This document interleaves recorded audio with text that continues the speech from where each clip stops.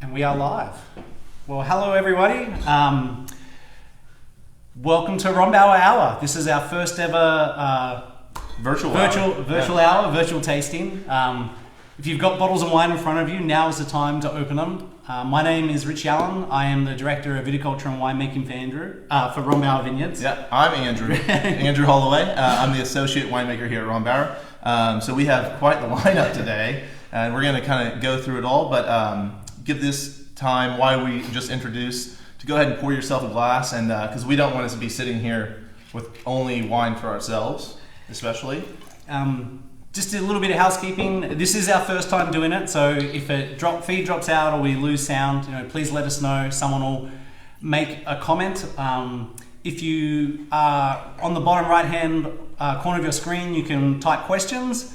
Andrew's got a laptop next to him. He's going to feed some of those questions to us. Also, we have some of our marketing team online, and they'll be able to answer questions too. But we're not ignoring you. We're just trying to figure out how to get this all done. If you have a really pressing question, you can always email info@rombauer.com, and one of our sales staff will get back to you, or even myself or Andrew or one of the winemakers. The only winemaker that's missing today is Luke. He can't be 6 feet apart. We're measuring ourselves to make sure we're 6 feet apart. We have our hand sanitizer. Andrew's got his roll of toilet paper. It's like a Christmas bonus. So we're ready to get this started. We have a number of wines we're going to go through today. We have our 2018 Sauvignon Blanc, which is what's available in the market right now. And we also have our 2019, which is the new release, which we've just started shipping. After that, we'll go through Rombauer Chardonnay, which I'm sure a lot of you have tasted and heard of before. And then we'll do our Rombauer Napa Valley Merlot, our Napa Valley Cabernet, our Diamond Selection Reserve Cabernet, and then our 2017 Rombauer Zinfandel.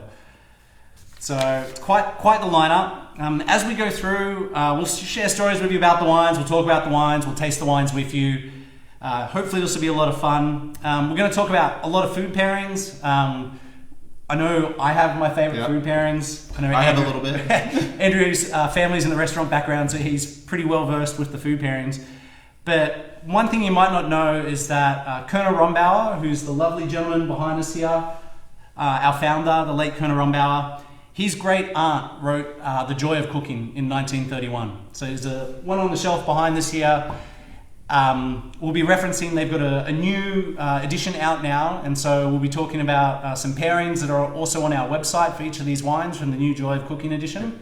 And I know you all are familiar with Rombauer, at least because you're watching us, but we always celebrate the joy of wine. I know my cork's really far away, but that's always our tie-in to the joy of cooking. So it's very important for us that not only is wine enjoyed together, but also with food.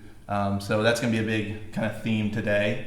And I know I love food, obviously. I'm not going to be blown away by a small wind. Just me. Yeah, just you. But you can eat. Yeah. We look forward to it, and we'll get moving. So let's dive right in. We're going to start with the 2018 Sauvignon Blanc. So if you have a bottle of this at home, or you've picked one up or had it delivered, it's time to crack that screw cap, which we use instead of a cork to preserve the freshness, and get stuck into it. One thing I just want to remind people right now is obviously supermarkets and retail sales are open, and they're doing, those people are doing an amazing job at keeping the shelf stocked, but our wines are available nationally. But right now we also have 1 cent shipping. So whether you order a bottle or a case or multiple cases, which we've seen people do while you're in lockdown, we have 1 cent shipping. So if you would like to try any of the wines after we taste them, get online, rombauer.com, 1 cent shipping, order a bottle or a case, and enjoy. But the first wine we have is the 2018 Sauvignon Blanc. This is our newest wine. It was our first new wine we'd made in 20 years. Prior to that was the Zinfandel, and it really took a few years to get permission to make this from that big guy up there. In 2009, I came up with this crazy idea because people would come to the tasting room and they would say, I don't really drink red wine, I want to try your white wines. And we'd give them a glass of Chardonnay, and that was it. So I went down the corner and said, look, people are asking to try our white wines because they don't drink red. We have a portfolio of reds, and we give them a glass of Chardonnay. We should make another wine. And Kerner's response was, we make Chardonnay. And that was the end of it.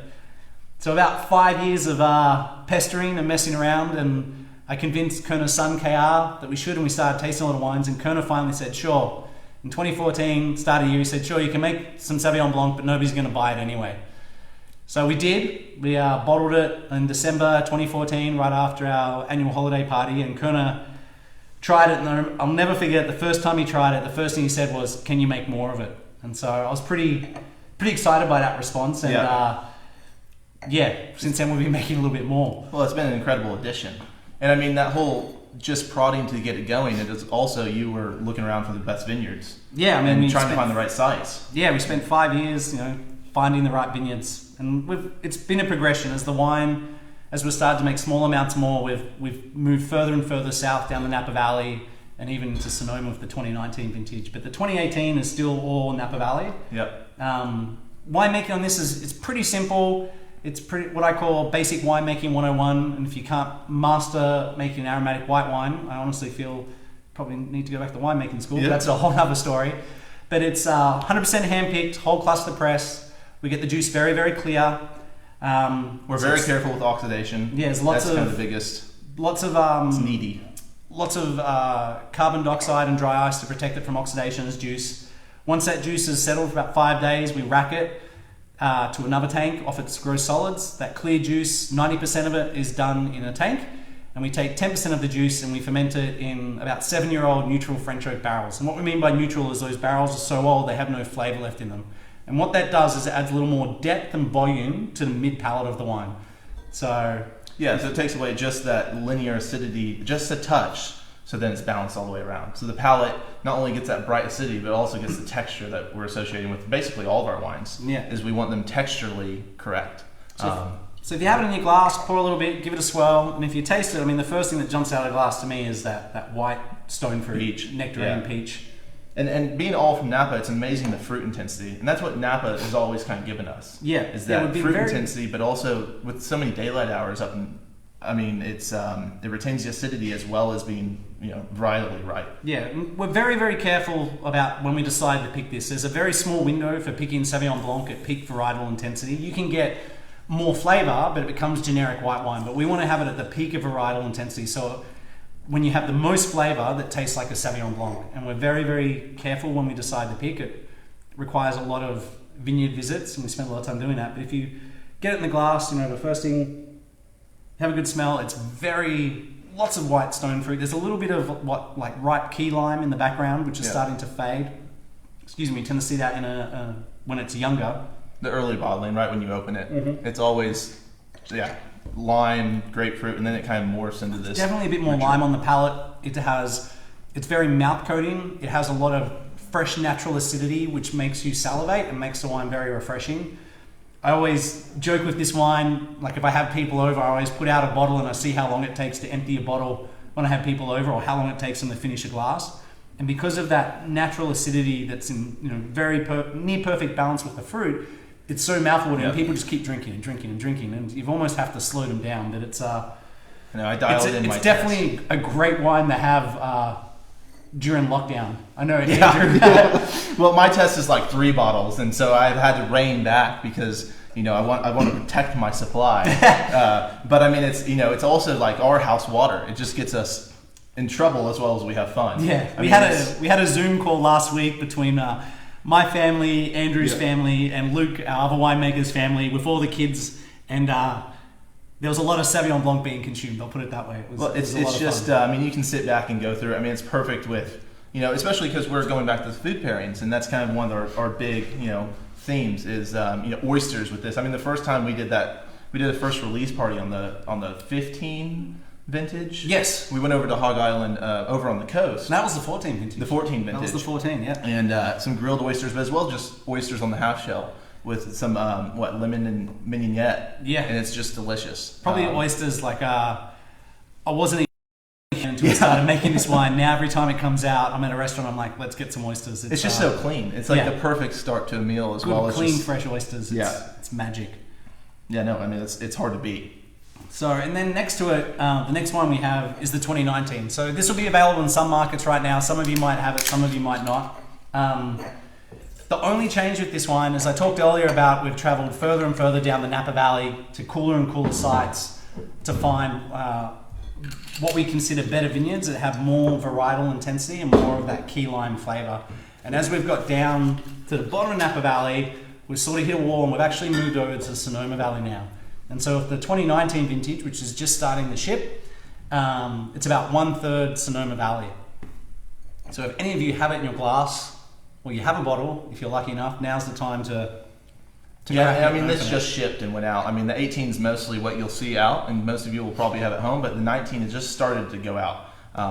But yeah, that Sonoma Valley, it just adds a little bit more depth. It's a little bit less stone and bright fruit. And more of the key lime. Yeah, the key lime, and a little bit more of that fresh grass, but it's not herbal by any means. No. Yeah, it's just fresh. One of the varietal characteristics of Sauvignon Blanc can be tomato leaf or bell pepper. But if you can do it right, you can get this fresh cut grass character to it. And there's just a little bit of this in the background. Just a touch. Right behind the key lime. It just adds another layer of complexity. The other interesting thing we did with this particular vintage is we actually had access to a couple of concrete tanks. And so we did about 1% of it in concrete, which started honestly as a trial, but it worked so well we ended up using it in the blend. So if you see this out in the market, pick it up. It's looking great. And yes, we have 1 cent shipping. Yeah, and that's a great deal right now. I mean, I know if I wasn't here, I'd be shipping it to myself left and right. I actually took a couple of bottles of this off the bottling line the day we bottled it, and they're gone. I mean, I love Indian, and so tikka masala with this, or any spicy green Thai curry. I mean, that'd be good. It cuts right through. It's delicious. Yeah, and it's hard to beat. I still go back to oysters. I'm sorry. Yeah, I mean, before that, I even go back to just couch. Yeah, I mean, it's just it's delicious wine. It's so refreshing. And then the new edition of the Joy of Cooking, there's a scallop recipe. This is also on the Rombauer website. You'll be able to see it there, the recipe. But they pair it with scallops. And honestly, if you've ever had like fresh seared scallops with a little bit of lemon juice on top, that would be. I mean, I love my scallops, but like a clean, fresh, perfectly seared scallop. Yeah, I mean it's hard to beat, and I mean as an American I call it scallop, but scallop. Yeah, scallop or scallop. So let's not go there. Yeah, we'll agree to disagree right now. But. So I hope you're all enjoying that wine. I guess next we'll move on to the Chardonnay. Yeah. So for a lot of you, a lot of our Rombauer fans, I mean Chardonnay. This is our flagship wine. This is. What we're most well known for. This is really what helped put Rombauer on the map in the early 90s. And today we're pouring the 2018 vintage 2018 of Chardonnay. Yeah, Carnera Chardonnay.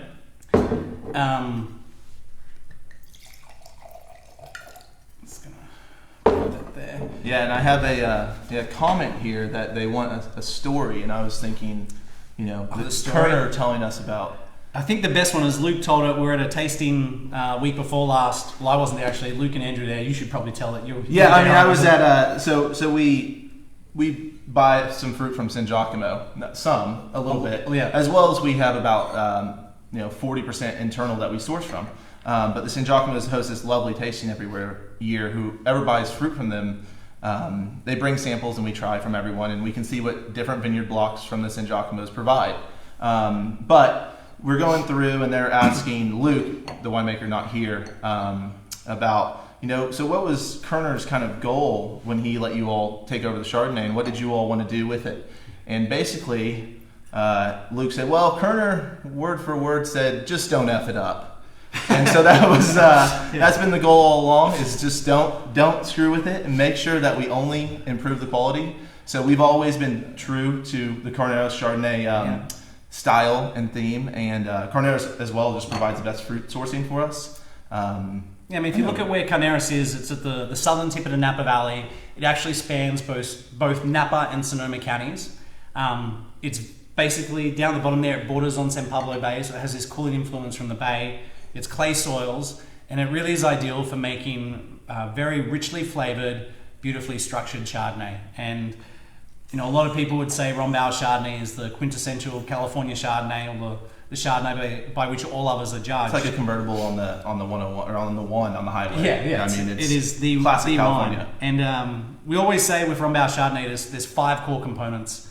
The first one is ripe fruit, and we're very, very focused on the quality of the fruit. how we manage those vineyards in terms of getting the fruit flavors we want and how we manage the canopy. But that ripe fruit is number one. And if you don't have enough fruit intensity, the other 5 or 4 components won't stand up to it. So we start with this ripe fruit, and we're looking for lemon on the less ripe side, white peach, white stone fruit, yellow peach on the riper end, guava, pineapple, and a spectrum of those flavors. And it's a little bit different for every site. And we're working with about 50 to 60 different Chardonnay sites.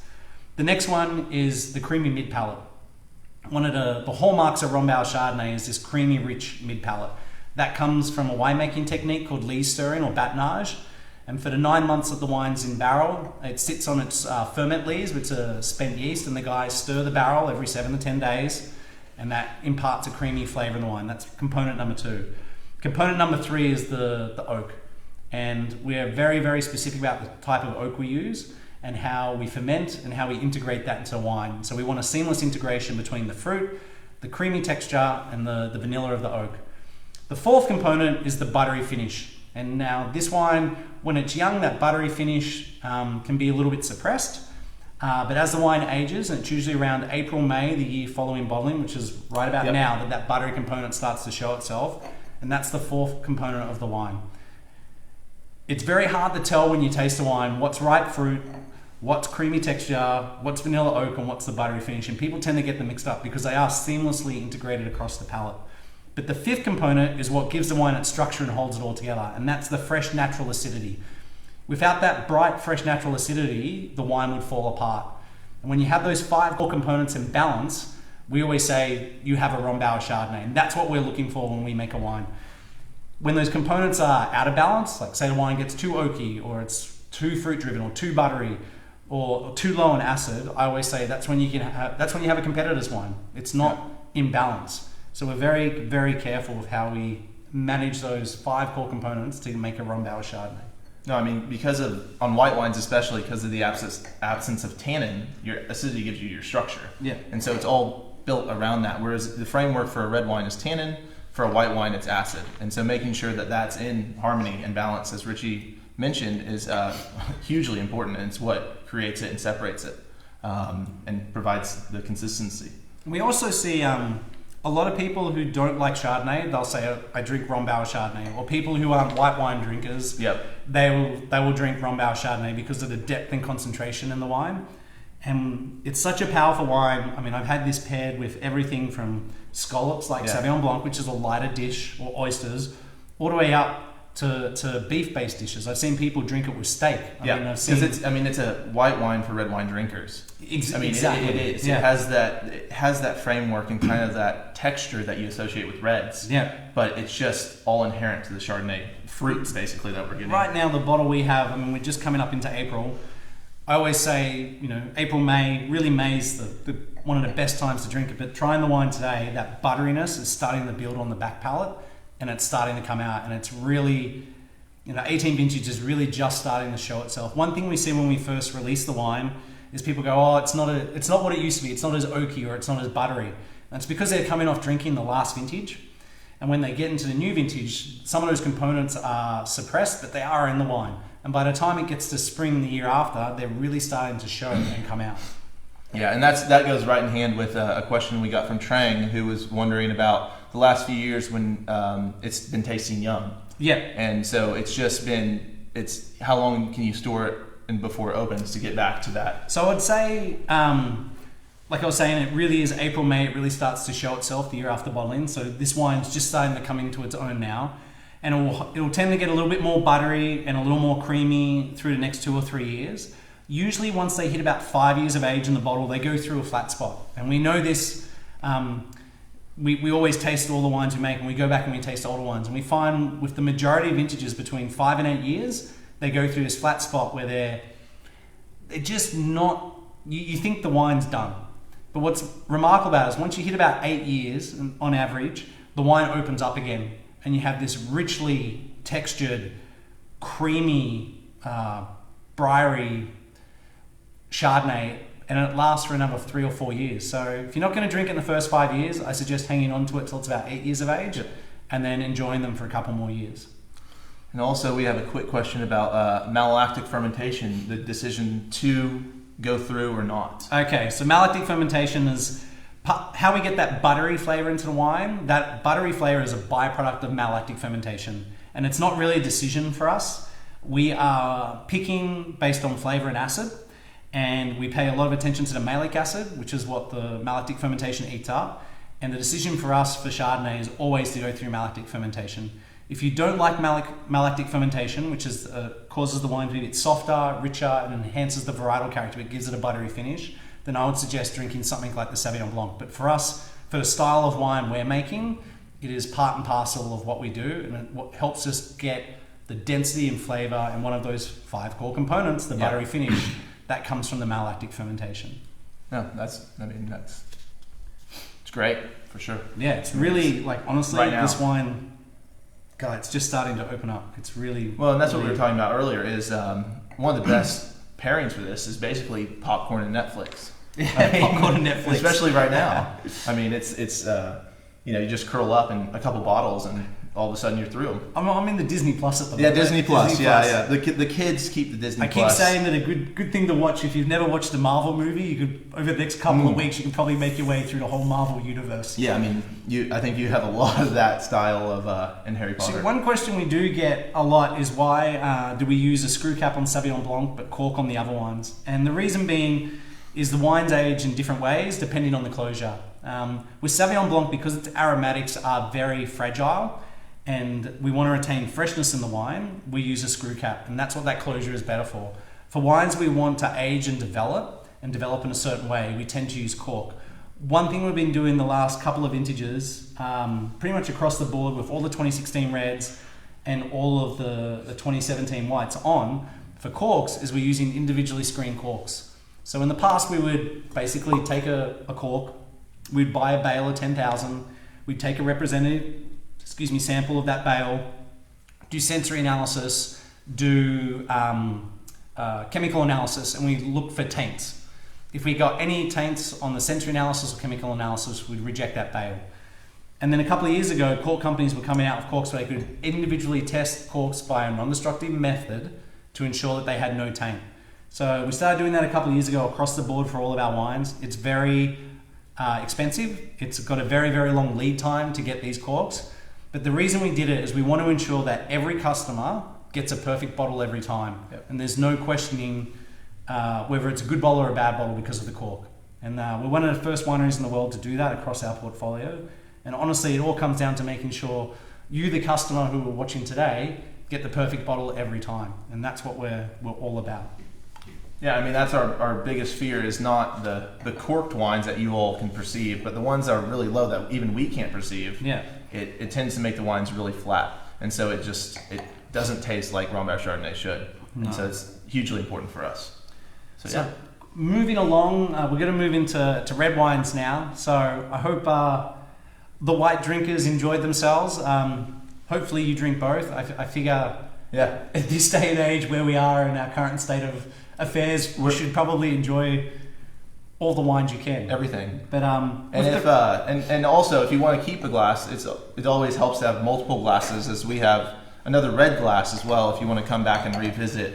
Don't feel like you have to obviously keep up and chug with us, especially because whatever wines you have, and also if you have different vintages, feel free to you can either email info@rombauer.com, or if you have a question about the differences, you can feel free to type it in Facebook and we'll get to it if we can, and if not, we'll email you back. But yeah, going through the whites and now the reds. Yeah, so with the reds, obviously for us, all of our wines, the grapes are all 100% hand-picked. But the main difference between the reds and the whites is the whites we whole cluster press to extract the juice. They don't spend any time on skins.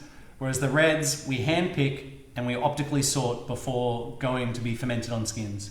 And when I say optical sorting, once that berry is removed from the stem with a berry separator, we photograph every single red grape. If it's not the right size, shape and color, it's rejected. We are the only winery in the world to have 3 optical sorters. So whether it's here in St. Helena or at our new winery in the Sierra Foothills, every single red grape is photographed. And I mean, Andrew, you can talk to how that affects the quality of the wine. Yeah, I mean, for us, our goal for all varietals is to show fruit intensity. And so making sure that the perfect grapes are getting through, especially not just grapes, but any sort of mog, which is material other than grape. It's just a little term that we use around the winery. So, leaves, stems, anything that's not a grape, we can kick that out. So afterwards, we go from, whole clusters into just perfect grapes that have been selected for raisining, broken berries, underripe color, pink berries especially. Pink berries, they never ripened. So we kick those out because all they're going to do is basically dilute the wine. And so we want to make sure that we have that varietal intensity, and then the optical sorter allows us to do that at a very efficient, highly precise pace. One thing as well we found when we started optically sorting the white wines is the character from different sites became more intense. So if we look at a couple of our different vineyards, Dice Lane, which is in Saint Helena, one of our Cabernet vineyards, the varietal character for that vineyard, the thing that makes that site unique in terms of its flavour profile, became more intense. And if you look at Bennett Lane, the same thing happened. Or our Stag's Leap vineyard, it tasted more like our Stag's Leap vineyard. The wines became more intense in their fruit purity because we were able to select the perfectly ripened fruit. And we do that for all of the red wines. So the next one we have is our 2017 Napa Valley Merlot. What's really beautiful about this wine is Merlot is a varietal that is the most planted red varietal in Bordeaux. And if you look at the great wines of the world, it also makes some of the most expensive wines in the world. So the fact that Merlot has a bad rap it's kind of since the early 2000s, it kind of blows my mind. But I honestly believe the Merlot that's available today, because of the perception that Merlot doesn't make a great wine, the Merlot that's available today, a lot of those middle grade vineyards and lower grade vineyards have been torn out, and only good vineyards remain. And so Merlot right now, the quality of Merlot coming out of the Napa Valley is insanely good, and it's very, very exciting. So 2017, it's just one of those, it was an amazing vintage. People can remember back like 2 years now, yeah, 3 years it's hard, now, sorry. It's hard to remember back to January right now. We did have fires in 2017. Napa Valley was declared a federal emergency area in October. It was pretty scary. We'd actually finished picking all of the Merlot, all of the Sauvignon Blanc, all of the Chardonnay. Zinfandel comes from the Sierra foothills. The only thing that was left out was a small amount of Cabernet, which we didn't end up using, but Merlot was already picked. And so 17 was a bit of a warmer year. So the wines have an inherent amount of power to them, and they're just a little more fleshy and ripe in their fruit character. Concentrated. But the nice thing about Carneros, going back to the top wines of the world, if you look at where Merlot grows really well, it's generally cooler sites, and where it does exceedingly well is on clay soils. And if we look at the Napa Valley, the southern end of the Napa Valley is cooler, obviously. Carneros is a lot cooler, but it has clay soils. And the main soil type down in Carneros is going to be hair clay loam, and that's why we source all of our Merlot down there. Well, it just retains that beautiful acidity. Yeah. And it's such a big component of our Merlot. And, if you've got a glass of this now, one thing I want you to take note of is the fruit character in the wine. This smells like Merlot. It doesn't smell like Cabernet. Overripe. It doesn't smell like an overripe generic red blend. Yeah. It actually smells like Merlot. And that ripe plum, that spice, that hint of mint, those are all varietal characters that you get from Merlot grown in a more moderate climate. So... And that range of flavors just goes so well with food as well. Yeah. Because it brings out some of the savory characters, some of the fruit, and then the acidity ties it all together. So it pairs really well. Pasta, duck. Duck is kind of the killer. Yeah. If the joy of cooking pairing for this is pan-seared duck breast with fig and red wine sauce. It's like the perfect components for everything. I would love to have that right now. I know. This is actually a staff favorite, this wine. So when we have company events and we have say the whole team, like for our holiday party, one of the first wines empty, honestly, is Merlot. And at $45 to $50, depending on where you are in the country, it is such good value that it astounds me that more especially people for Napa. Yeah, especially for Napa. It's incredible. The winemaking on this, as we're saying, it's about it's hand-picked and optically sorted. Yeah, and then after that... we do something a little bit different with some of the red wines. Traditionally, red wines, after you've destemmed and sorted the fruit, it goes off to a tank and it's fermented in a stainless steel tank. But with the Merlot, a portion of the Merlot and a larger portion of the Cabernet, we tend to ferment in small French oak barrels. which, I mean, on the barrel fermentation for us is highly labor intensive. It takes, I mean, we get 10 interns from generally around the world that are pretty beefy to be able to hold up to big, it. strong South Africans. Yeah, so we pop the heads on the barrels, and then after the optically sorted fruit, so we're putting that perfect pure fruit into 225 liter barrels, which are your normal 60 gallon barrels. So we pop the heads, put 400 pounds inside the barrel, put the head back on, which is also labor intensive, and then it goes sideways and we put it on little rollers. So instead of pumping it over, which we do on stainless steel, so the way to turn over the volume is just with a pump, we actually use our hands to spin the barrels. So that gentle extraction not only integrates the oak really well and creates a really plush mid palate, but it creates such depth to the wine because as it's heating up and extracting through the wood and the actual skins of the grapes, it's all integrating perfectly. So you get this really textural component that then we blend with the stainless steel component that provides a lot of the freshness and lift. And those two together create what you are currently drinking if you have it, which is kind of a perfectly balanced Merlot. Yeah, I mean, the barrel ferment component, as Andrew said, it's super labor intensive, but we honestly feel it makes better wine. You don't want to do too much of it, especially Merlot, which is a little more delicate with softer tannin. It will overpower the wine. That's why we only do a third. But this started, in 2004. We did trials by using bigger 300 litre and 500 litre barrels and use them as open top fermenters, and it worked well. And it wasn't until 2010 that I purchased a couple of small French oak barrels that had doors on the front, and we fermented in these barrels. And I remember that guy up there on the wall, Kerner, calling me in my office and just ripping me for these super expensive barrels I'd purchased, and he couldn't understand why I just didn't buy good American oak. And I explained to him it was a trial, and he really, really got stuck into me. Which, it's his company, it's his money. If I was in his position, I would have given the winemaker a hard time too. But we did this trial in November that year. Kerner was actually in my office, and of these 10 barrels, for every 2 barrel ferments, you end up with 1 barrel of finished wine because you can only half fill them. Otherwise, they foam over and grapes come out the top. Huge mess.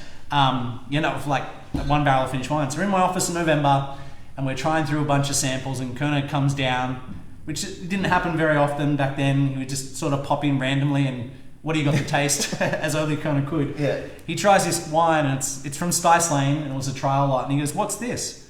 And I'm like, jackpot. I'm like, God, I'm going to get this trial to take off. And Kerner tries, he goes, "That's really good. What did you do differently?" I said, "Oh, do you remember those French oak barrels I bought that you yelled at me for?" And he's like, "No." I'm like, God, he doesn't even remember ripping me a new one.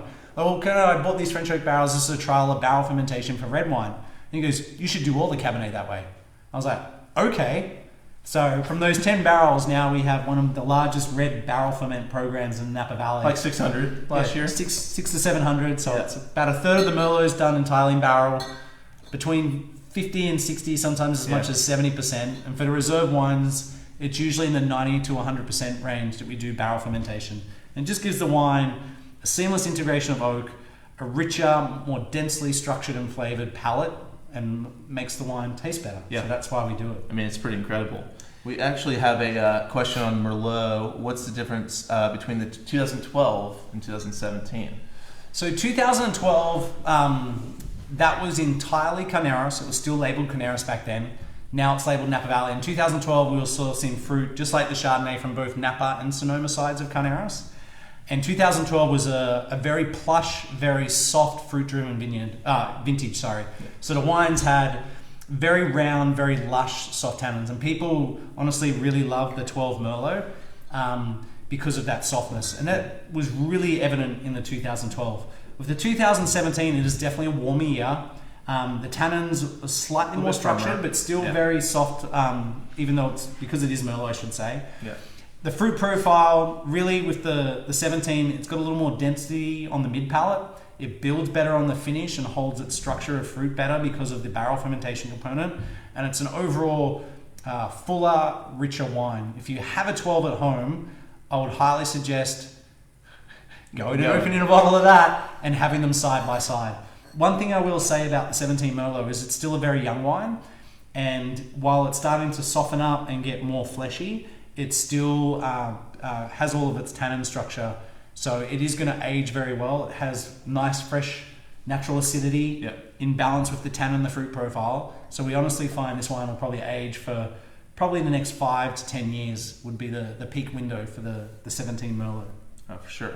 And we have one more. Oh, go ahead. Sorry, I was just going to say food pairings for this. Merlot is probably, for a red wine, the most versatile. I've had this with a dinner by the chef at Meadowwood. He paired it with a sea bass in a puff pastry with a Merlot reduction sauce. And honestly, I was like, why would you put red wine with sea bass? But it was amazing. Yeah. I've had this with lamb ragout. It is probably, from a food standpoint, the most versatile wine that we have. And it's incredible. Yeah, people love it. What was the question? Sorry. So we also have a question, and I won't let you go too in depth, but French versus American oak. So French versus American oak. So why did we choose, basically, American oak, we basically source for Chardonnay and Zinfandel. Yeah. And then our Bordeaux varietals, Merlot and Cabernet, are 100% French oak. Yeah. So the choice behind that, I guess we can do a little bit of a difference. I mean, for Chardonnay, we use a blend of French and American. American oak is a different species. It's Quercus alba. We pretty much only source American oak from Missouri. It can come from Minnesota, Arkansas, all over the place. And we have a pretty strict area that we look at. Yeah, we're really focused on a particular region around Cuba, Missouri. Reason being, the soils are very shallow, the wood's tighter grain. But American oak tends to be lower in tannin, but very high in lactone. So the sweet vanilla, the coconut, things like that. The one thing you got to be very careful with American oak is how well that wood is seasoned. Which is when it's cut and then put in staves and yards. Yeah, so dry. What we're looking for is American oak that has been seasoned for at least 3 years as stave wood before it's made into a barrel.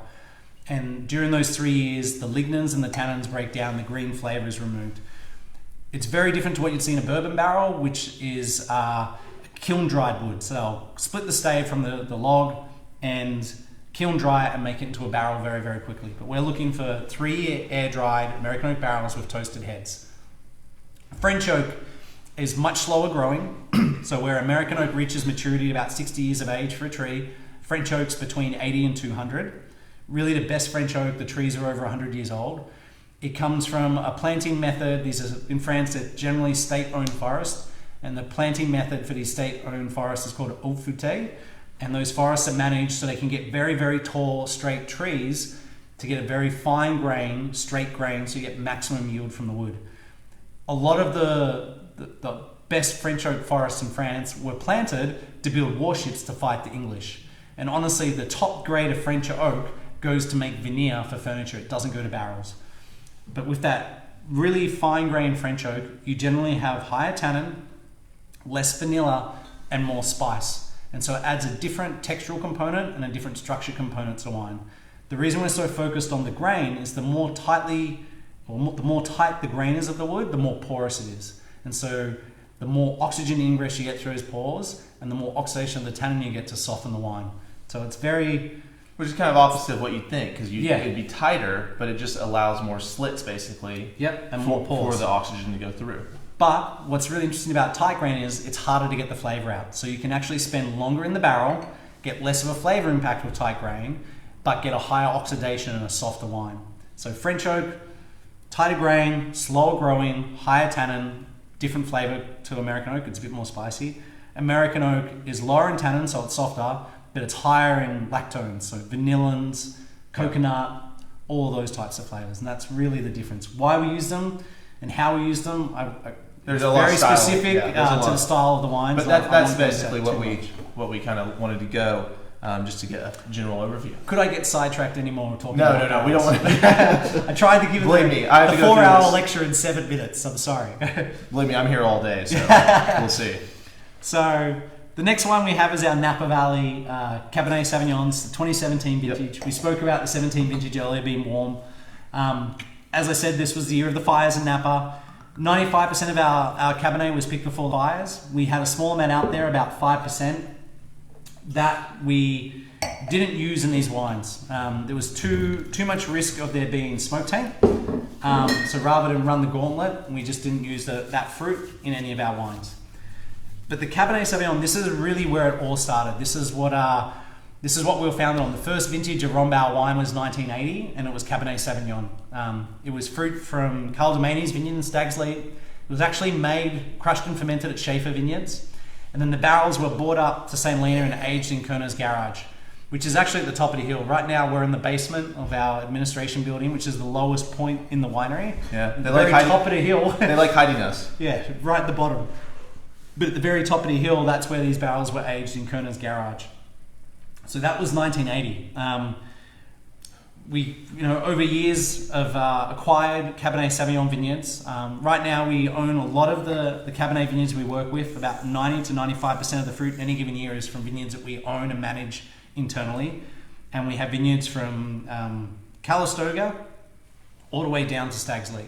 And even Atlas Peak. Peak. And each one adds a different flavour and texture to the wine. And using those different vineyards allows us to build layers and textures into the wine. Yeah, I mean each one of those sites adds its own component to the wine, and so we can we keep everything separate. So then when we go back to blending, which is huge on all of these wines, so everything that we bring in we keep as separate as possible. So just to give you an idea, we have 7 wines here, really 6 because we have a different vintage, and that will account for about 300 different lots. So we'll go through each one of those, assess the quality, blend, and then if something doesn't meet the criteria for what we expect, we bulk it off and sell it so it doesn't, degrade the blend. We want to make sure that we're consistent in making the best quality product. But for our 2017 Napa Cab, we source from Atlas Peak, which is an estate vineyard that basically builds the structure of the wine. It's basically the skeleton. Yep. And then we go down and we source from our Stags Leap vineyard, which provides a lot of layers of savoriness as well as really bright chocolate and dark black fruit. That's really good. I know, it's delicious. And then we work up to St. Helena, which is our Sice Lane estate vineyard, and that provides the classic Cabernet. I mean, it's on a riverbed, backs up to Napa River. Yep. It's cassis, blackberry, a little bit of graphite. I mean, we don't, you don't want to get too minerally weird. No. But it's just delicious Cabernet. And then we go up to our estate vineyard up in Calistoga, the Bennett Lane Vineyard, and that kind of provides a really modern, bright fruit profile. Blueberry, blackberry, and just really makes it a lifted wine. So each one of those components blended together create what you're drinking, or at least listening to us talk about today. So it's drinking well, especially for being... Was 17. Yeah, 17 so young. and only in bottle for about 10 months? Yeah, about 10 months. The winemaking difference between the Merlot and the Cabernet is very subtle. They're both hand-picked, they're both optically sorted. A portion is fermented in tank and pumped over. The main difference is with the Merlot, only a third of it is barrel fermented.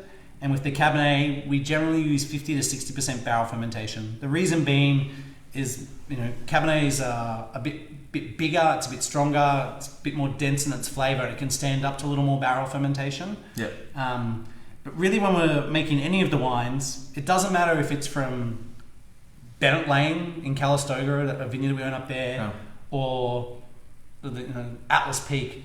Every single lot that comes into winery, every pick that the winemaking team decide on, that is made with the intent that it's going to make reserve wine.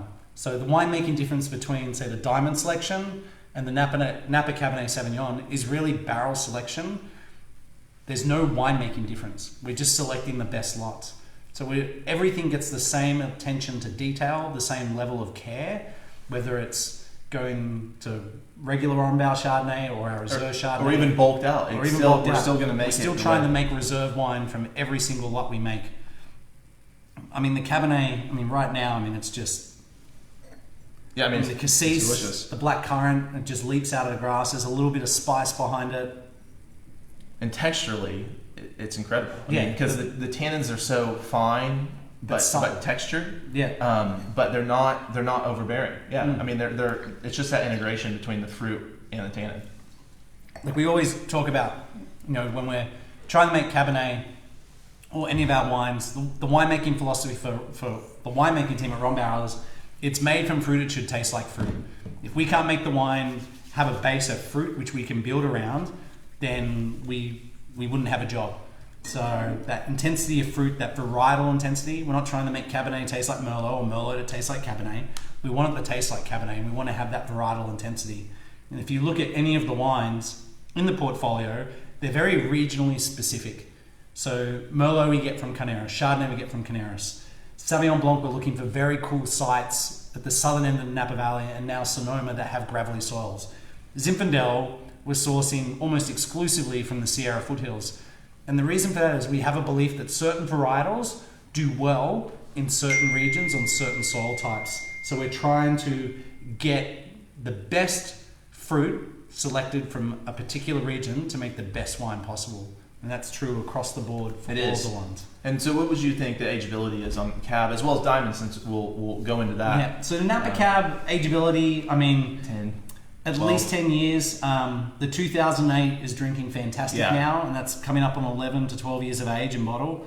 I mean, even longer. I mean, they're drinking fantastic. You know, we're trying to make wines. You know, there's this misconception about wines that, you know, oh, this wine, it's not good now, it needs time. But I'm sorry to dispel the myth for all of you out there. A bad wine doesn't get better in the bottle, it just gets worse. And pardon my language, it just becomes shit house. It's Australian, don't worry about it. It's my Australian dude. But if you have a wine that's really, really good now, and it has the right density and structure, it's going to improve in the bottle and get better and better. And so with the Cabs, I mean, the Merlot, I would say drink in 8 to 10 years maximum. Yeah. Just because of the way Merlot ages, it develops a little bit quicker. But with Cabernet, because of its structure, I mean, that Napa Cab, that 17, I'm actually looking forward to 10 years' time. I have some here, I have some back in Australia to really enjoy.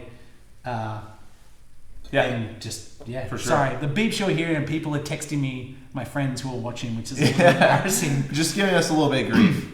But yeah, so and then we're going to move on to a different vintage, but the 2016 Diamond. Well, let's talk about food pairings first. Okay, yeah, Napa Cab. So I'm jumping. My favorite pairing for Cabernet, honestly, is lamb. A couple of weeks ago, the winemaking team, me, Luke, and Andrew, and our wives, before Shelter in Place, and Patrick Tokar, our viticulturalist, we all got together, and Andrew cooked like a lamb casserole, which was amazing. And we drank a lot of wine that day, but I'll tell you what, the Napa Cab. And we also had a bottle of Le Merduchet, which is top tier of Cabernet. 14. They just pair beautifully with Cabernet. But if you just joined us for food pairings, you know, we're talking about our personal food pairings, but also on our website we have all the food pairings listed from the Joy of Cooking. We have the new edition of the Joy of Cooking, which has just been released. And what was the Joy of Wine or Joy of Cooking pairing for this wine? Pork adobo. Pork adobo. Pork adobo. So a little bit of spice, but the fruitiness of this works really well. But with this, I mean, Cab, lamb is perfect. Yeah. And then I'm always a steak guy. You know, I'm originally from Oklahoma, so steaks are in my blood. So you have to have a steak with Cabernet. It's just kind of inherent. Just goes. Yeah, I mean it is. So, well, talking to steak, we should probably talk about the Diamond selection. Yeah, I mean the 16 Diamond. I mean, and as Richie touched on, it's not made any differently other than it's a barrel selection. So it does change to where this wine's, our 17 Napa Cabs, about 50% barrel fermented. This is 100% barrel fermented, and it's not always, but it's whatever works the best for us and what we think is the best expression of Cabernet in a given year. So it's that 100% barrel fermentation not only provides more texture and depth and plushness to the wine, it's also the inherent fruit intensity from those vineyards can hold up to it. So you're getting depth, texture, not only from the fruit, but now the barrel fermentation, and then we're aging it in those French oak barrels for about 17 months after that. So it's the best Cabernet we make every year. Yeah, to give you an idea, when with Chardonnay, we have about 150 base wines that we blend together and sort of assemble the jigsaw puzzle from. With Cabernet, it's anywhere from 50 to 75, depending on the year. And once we've got those base wines, we taste through them as a team, me, Luke, and Andrew. Luke, big shout out to you, mate. Sorry you're not here. You can't be 6 feet apart. Good job, teacher. But we select out the best 10% of those 60-ish lots, and we retaste those separately, and that's how we formulate the blend for the reserve wines from those selection of the best 10%. Sometimes it can come from only two vineyards. Yeah, I mean, 16 comes from about 5 or 6 different blocks. But once we've got a working puzzle, so to speak, of these good lots, the three of us then go down into the caves here at Rombauer, and we go barrel to barrel and we taste the barrels, and we're looking for basically perfect barrels. We don't taste a barrel and go, oh, is that one's really tannic? Yeah. Oh, that one's really soft. If we blend the two together, we'll be where we want to be. It's a binary choice. It's a yes or no. And we always find ourselves doing this where one of us, all three of us taste and I go, oh, well, maybe. And Andrew will look at me and go, yeah, no. You just said maybe. Yeah. And it doesn't fit the criteria. It's a yes or no response. So either it's a perfect barrel and it goes in the blender, or it doesn't. And that's what we're looking for the diamond. As Andrew said, with the 2016, it's 100% barrel fermented. 2016 was a really, really good vintage in Napa. One of my personal favorites. Not as good as 13. That's okay. But 16 was gave us wines that have really high color, really high density, really strong pronounced fruit flavors, but moderate and soft tannin structure. So the wines have this instant appeal when they're young, but they also have enough tannin and flavor to go to long haul for aging. So if you're lucky enough to try the diamond, I mean, it's just basically a better version of the Napa Cab. It has but more it's intensity, more depth. It also has another year of bottle age, which helps. I mean, especially on cabs. I mean, just 1 or 2 years here and there. It's amazing the complexities that come out, as well as, I mean, young. It's hard to beat. Yeah. But I mean, with this, it's again, a pairing for this is our joy of cooking pairing is beef bourguignon, which beef burgundy for the Australians out there. Beef burgundy, eloquently put. But I mean, anything steak. I mean, any steak, anything brisket with fat, especially. Just the tannins, the texture on the wine does really well, and again, I mean, it holds up by itself as well. It's hard to make. If you're lucky enough to have a bottle of these side by side, I would invite you to try the 17 Napa Cab and the 16 Diamond side by side, and you'll see what we're talking about in terms of depth and weight in the wine, and what really sets that Diamond apart and makes it a higher quality, more intense wine that's going to age longer, and it'll be very obvious when you have them in the glass side by side.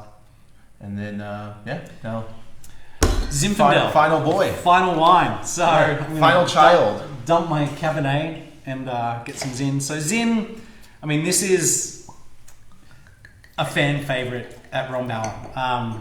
People know Rombauer either for Chardonnay or Zinfandel is what we usually hear, and this wine has a crazy following from our customers. The first vintage was 1990, and that was when we started sourcing fruit up in the Sierra foothills, up in Amador County and El Dorado County. It was just pure chance. Kerner met Scott Harvey, who's a winemaker up there, and Scott was the winemaker then for Renwood. Yeah. Yes. That's right. He introduced Kerner to a lot of the growers up there, and what's really unique about Amador and El Dorado County is the amount of old vine Zinfandel vineyard. When I say old vine, I'm talking about vineyards that were planted pre-Second World War, so prior to 1944.